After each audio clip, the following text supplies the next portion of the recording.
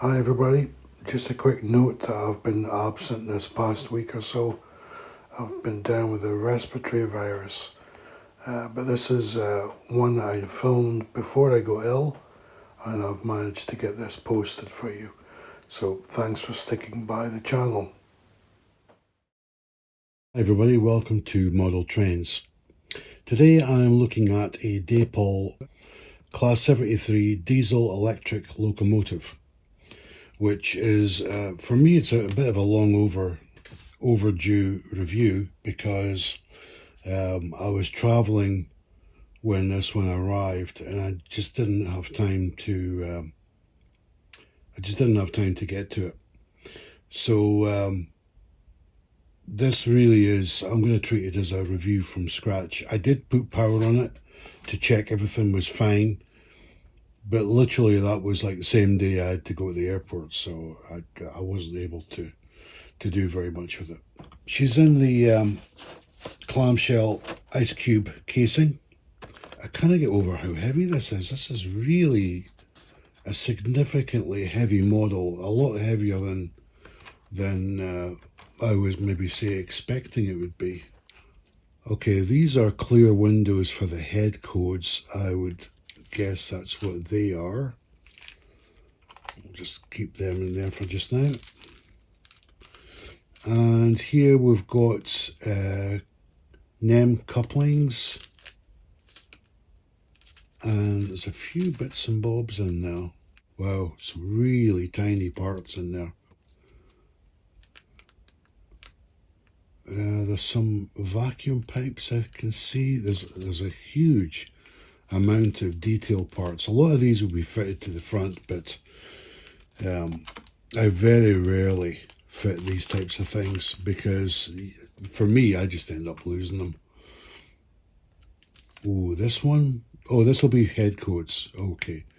This will be for blanking out the head code with either white or red boxes.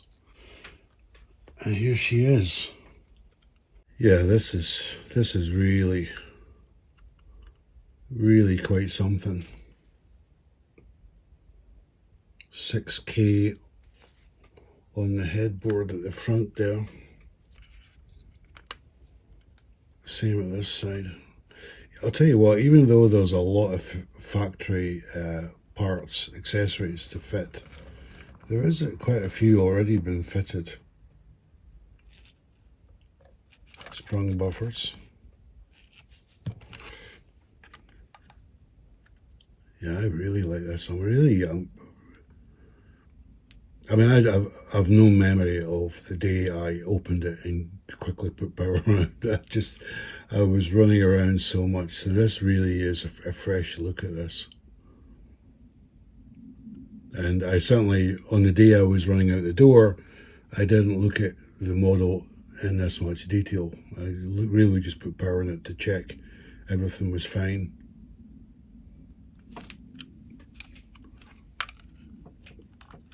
I think I will weigh this to see what this is coming in at. Okay, so I'm weighing in the locomotive in a very unusual fashion.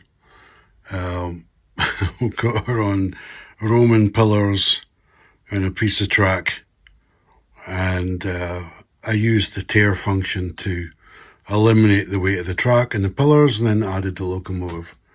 So if we can zoom in, you can see the weight there, 428 grams, 0.60. This has got to be, out of the locomotives I own, I think this might be one of the heaviest locomotives. It's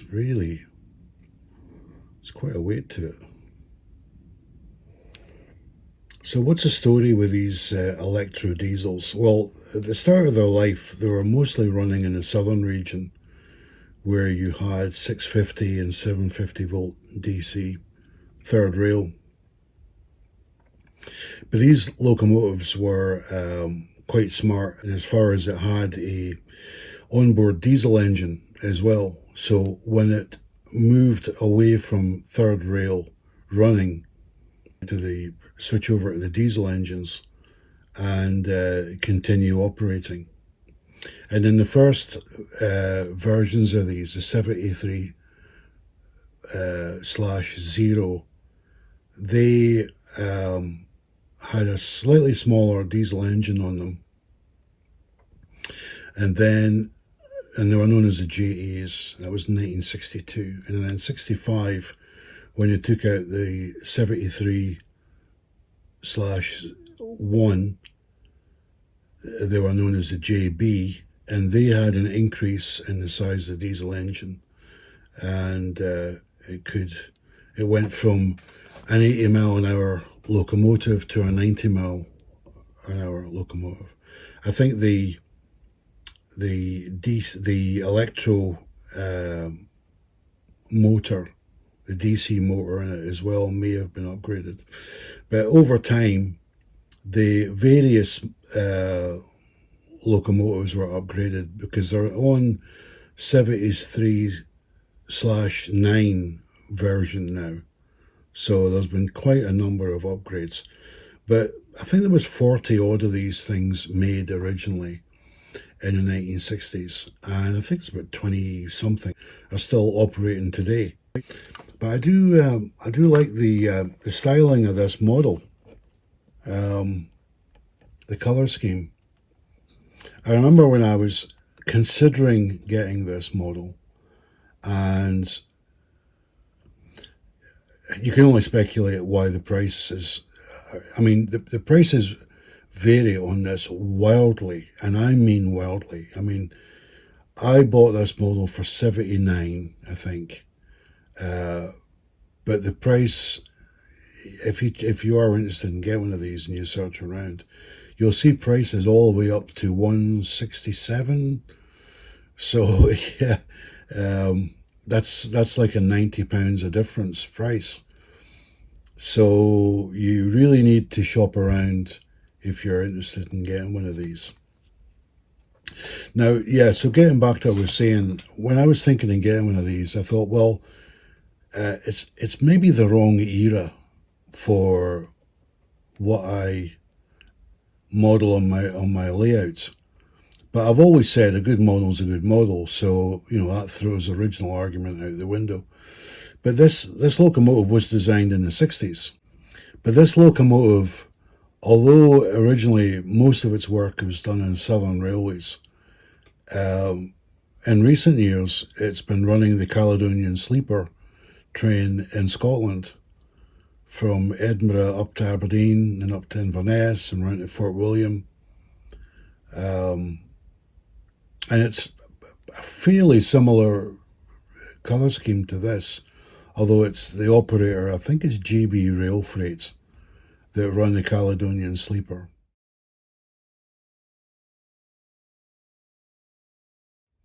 So this is a locomotive that actually runs in Scotland now and has run in Scotland for a few years. So it is relevant. But this is a real quality model. I mean, you can just tell just by looking at it and the weight, etc.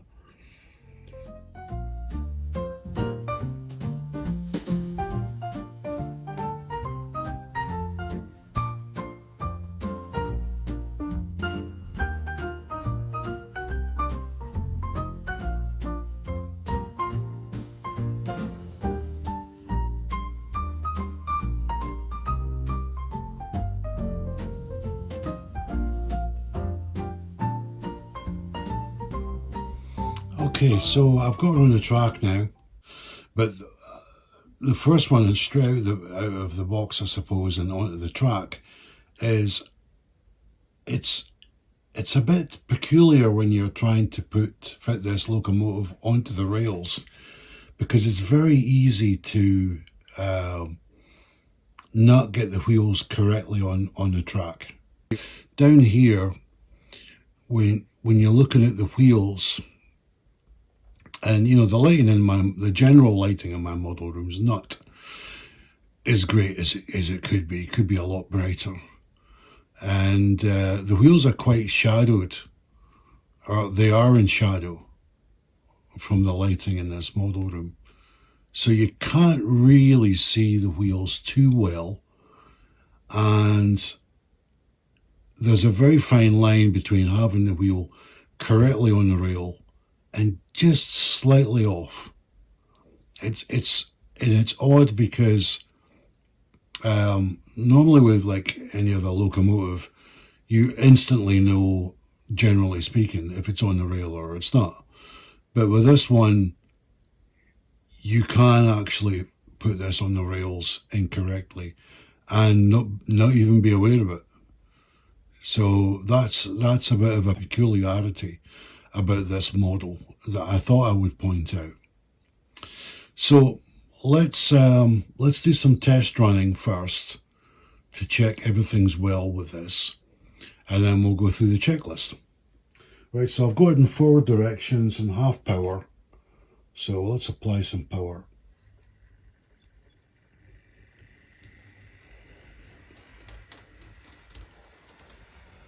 Very, very smooth. Well, that's the first thing that strikes me is the way this thing takes off for the mark. It's extremely smooth.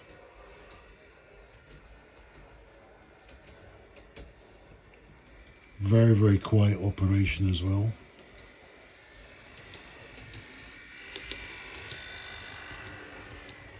You'll see that the rear head code is illuminated, and I switch it into reverse. It illuminates, but also the carb light is on. And switching direction, the carb light is now in the driving position. That light is on. Now some models have a high intensity headlight as well. This model doesn't have that. The lighting it's on it, to my understanding at this stage, is you have the head code boxes, which, and again, you can customize it. You can have only the driving head code box on and then the rear cab off. You can have them both off, both on, and when it's driving. And then you've also got the choices with the carb light. You know, you can have the carb lights off when she's running, which might be prototypical. But the way it's set up at the minute, the carb lights are on in direction of travel. So she works wonderfully well. So let's have a quick look at my my checklist, and we'll see some of the things, and we'll try and go through them. So it says here intermittent pickups. Well, what we'll do is let's run this over the points continually. Right, so just driving up to the point. So there's the points there. I'll just put my red marker next to the point. So, okay, so where that red marker is the points. So let's just go over that point at different speeds.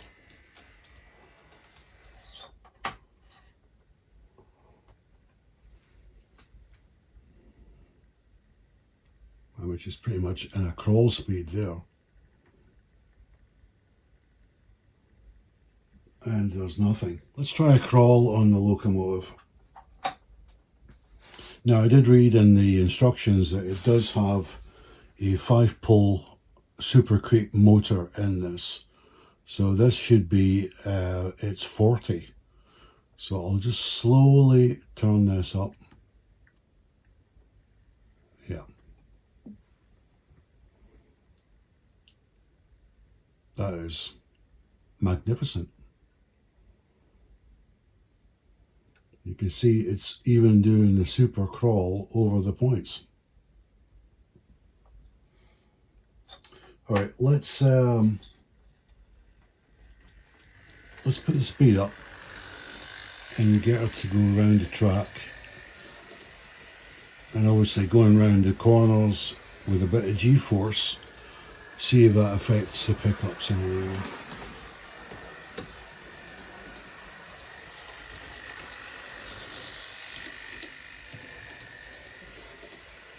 Well, I'm not seeing anything on pickups, so I'm delighted. That's good. I think we can tick that one off, that there is no pickup issues. Right, the next one is derailing on the curves. Well, I think we've eliminated that one as well. Carb lighting is always on.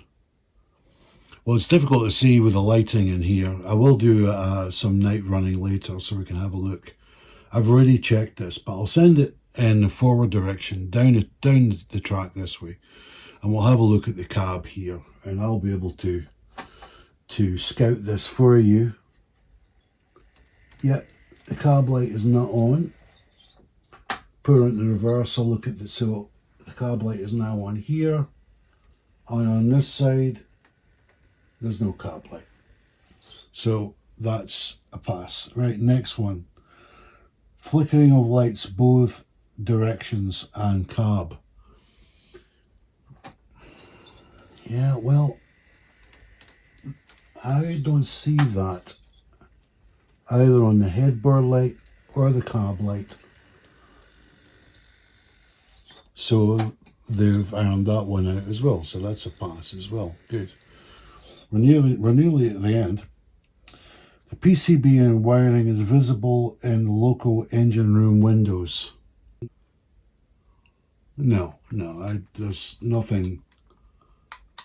There's nothing I can see, and I'm looking at it from underneath as well. I don't see anything there. Okay, so that is a list of concerns. I'll class it as that, or questions that viewers may have. Now I'm just reading here, just on the history. Do some running in here while we're doing that. We'll just send it on our way.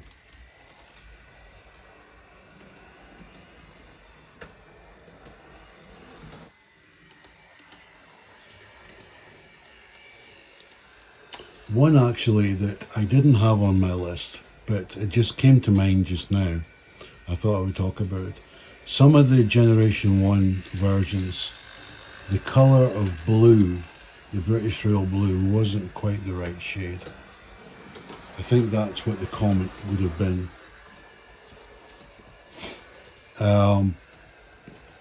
But I can say that the blue that's on this one, I'm more than happy with.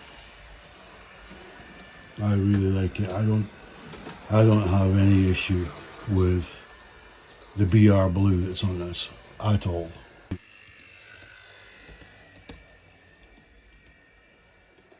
I really like it. Right, so I'm just looking here at the history.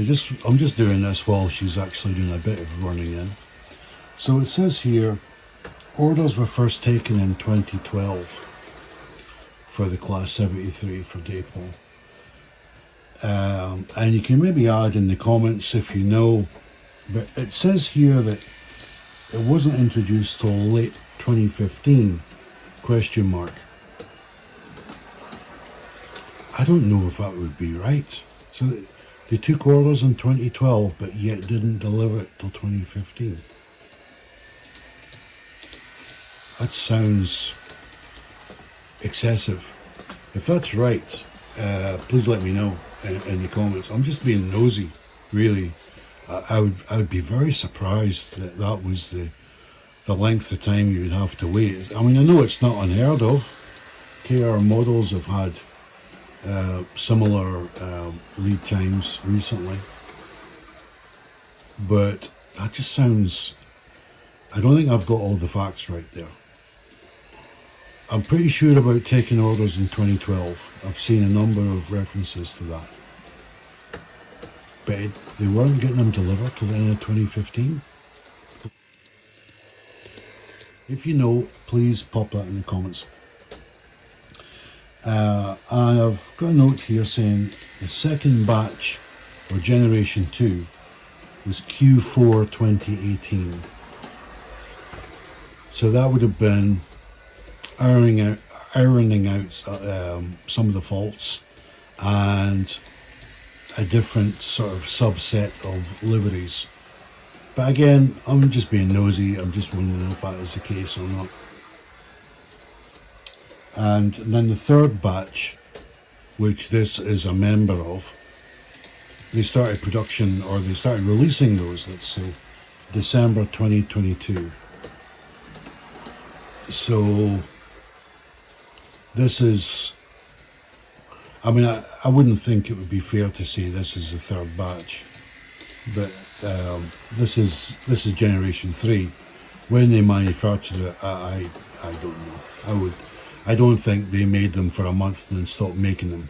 Let's just say, I think there've been a number of releases for generation 3. This model could have been made in summer 2024. I don't know. I don't have any information on that.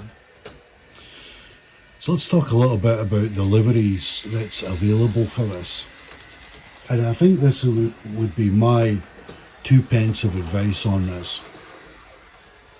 That if you are interested in buying a Class 73, because certainly at this point in the review, I am really delighted with this locomotive. I am,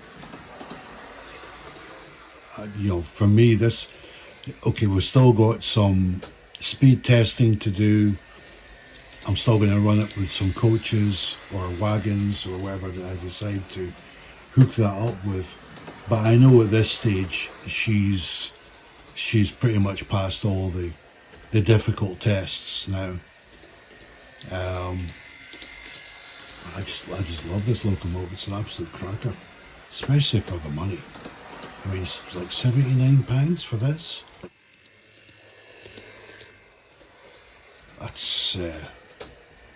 That's a real bargain. I mean, that's like a second-hand price, right? So getting back to the liveries, I mean, I'm referring to generation 1, 2, and 3. And you need to be careful that if you are going to buy one of these models, that you buy it from a reputable outlet, retailer, and you need to make sure that you are, this is my own humble opinion, that you're buying the generation 3.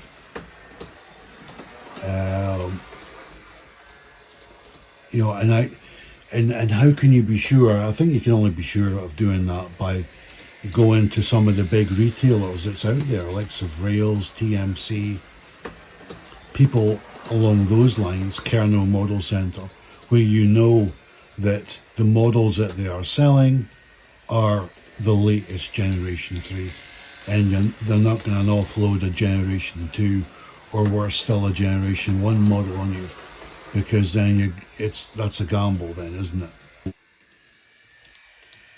Version, because there is a massive amount of livery options out there. Some of them are absolute crackers. There's GB Rail Freights, there's green British Rail versions, there's some Fragonset black with some red detailing, there's Gatwick Express versions. This is a cracking locomotive, absolute cracker. What a bargain. Is it worth £79? It's worth a lot more than that. Absolutely worth more than that. You know, as I said earlier on the episode, the price of this locomotive can vary wildly, from 79 all the way up to, I think it was 167 was the highest price I saw on it. Just DCC ready, not fitted with a chip, not fitted with a sound. 167. But what do I honestly think it's worth? I think with the running qualities of this and the features that it's got, I think this is easily a 150 locomotive, easily. I mean, is this comparable to a top of the range Acura scale or a top of the range Rapido or a Bachmann? Absolutely. No, this. I mean, I know. I'm not dodging the fact that DAPOL did have some issues with it, but they ironed them out, right? And I'd like to think that people out there that did buy them got them repaired or got replacements or whatever. I don't know. I don't know. But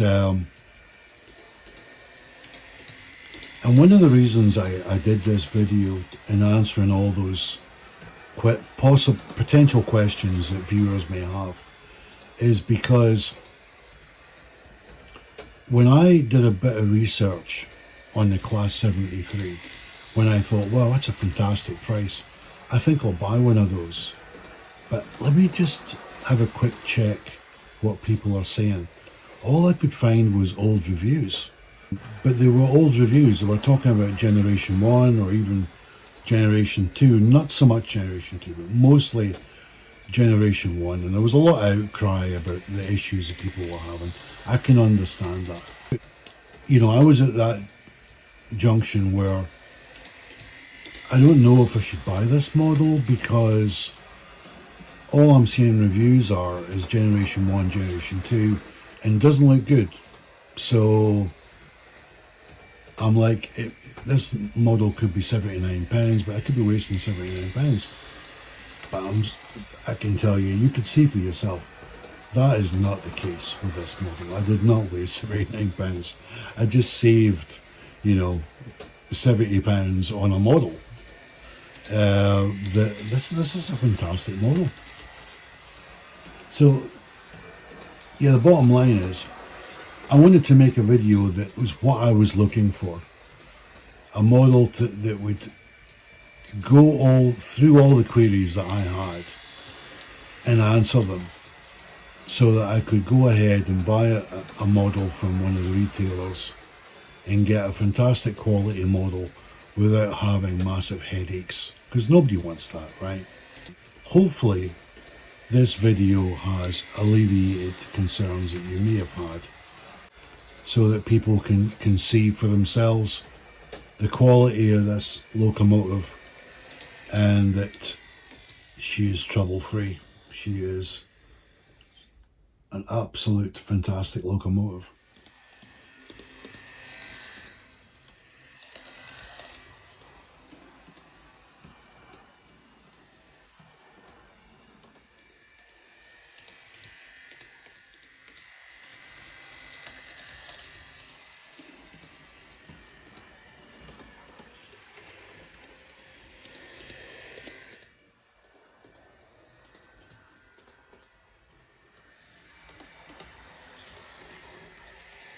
All right.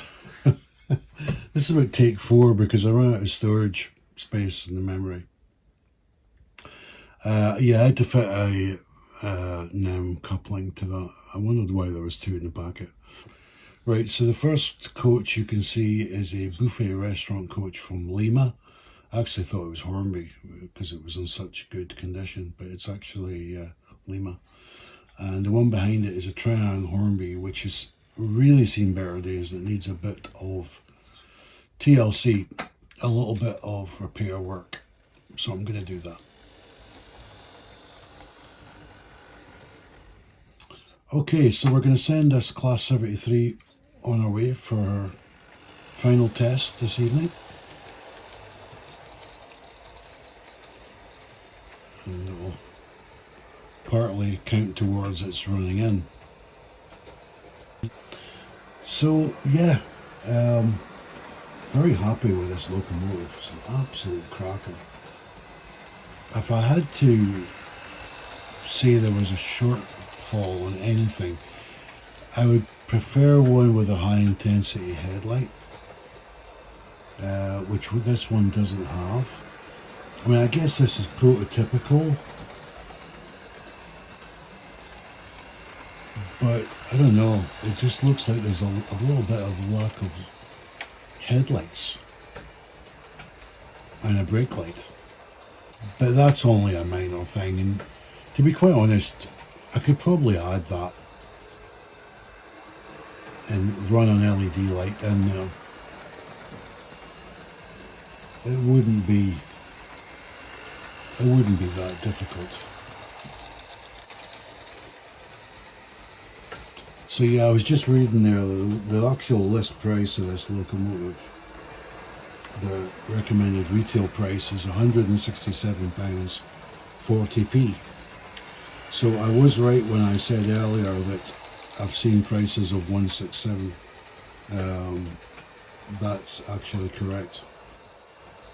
But yeah, it's a tremendous model.